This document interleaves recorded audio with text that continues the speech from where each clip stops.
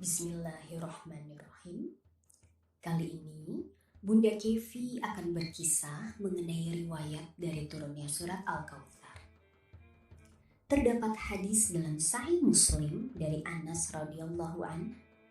Ia berkata, suatu saat Rasulullah Shallallahu alaihi wasallam di sisi kami, dan saat itu beliau dalam keadaan tidur ringan atau tidak nyenyak. Lantas beliau mengangkat kepala dan tersenyum. Kami pun bertanya, "Mengapa engkau tersenyum, wahai Rasulullah?" Rasulullah menjawab, "Baru saja turun kepadaku suatu surat." Lalu beliau membaca, Bismillahirrahmanirrahim. Inna a'toinakal kautsar fasolli lirabbika wanhar. Inna syani'aka huwal abtar. Dengan menyebut nama Allah yang Maha Pengasih lagi Maha Penyayang.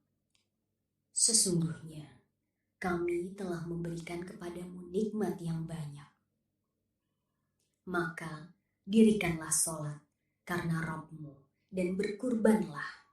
Sesungguhnya orang-orang yang membenci kamu dialah yang terputus. Quran Surat Al-Kautsar ayat 1-3. Kemudian beliau berkata, "Tahukah kalian apa itu Al-Kautsar?" Allah dan Rasulnya yang lebih mengetahui, jawab kami.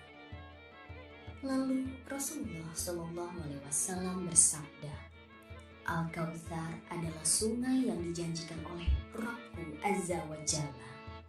Sungai tersebut memiliki kebaikan yang banyak.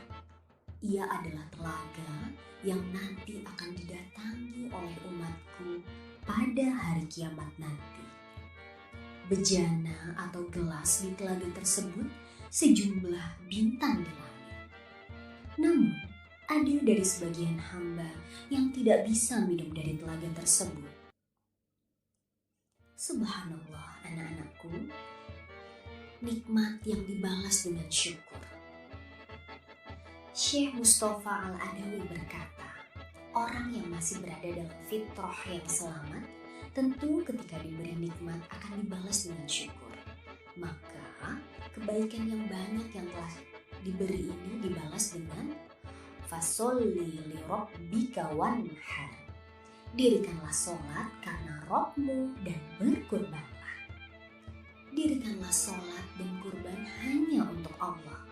Yang dimaksud mendirikan sholat karena Rabbmu dan berkurbanlah adalah jadikanlah sholatmu hanya karena Allah dan jangan ada niatan untuk selainnya. Begitu pula, jadikanlah hasil sembelihan unta ikhlas karena Allah.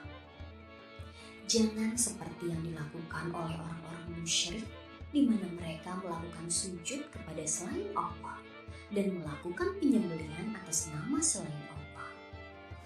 Semoga sholawat dan salam senantiasa tercurahkan kepada Nabi kita Muhammad Sallallahu Alaihi Wasallam hingga yaumat tanad atau hari kiamat saat manusia diseru di padang mahsyar. Demikian dari Bunda Kevi. Wassalamualaikum warahmatullahi wabarakatuh.